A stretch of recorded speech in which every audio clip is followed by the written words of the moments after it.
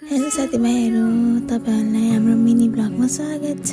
हामी नन्द भाउजू मिलेर कौसीतिर लाग्यौँ केक लिन फेरि। अनि केक लिन गयौँ हामी सुरुमा।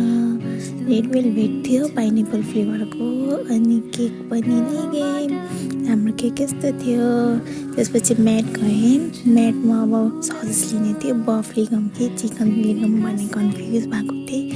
लास्टमा हामी चिकन लियो। त्यसपछि टिफिन बक्स गयौँ। टिफिन बक्समा गएर पिज्जा लियौँ। पिज्जा लिएर हामी त्यसपछि हामी घर फर्क्यौँ। घरतिर हाम्रो तोरी फुलेर कस्तो राम्रो देखेको छ। हामी नन्द भाउजूलाई पनि हेरिदिनु होला। हामी घर गएर अनि मोमो बनाएर पनि पाकिसक्यो।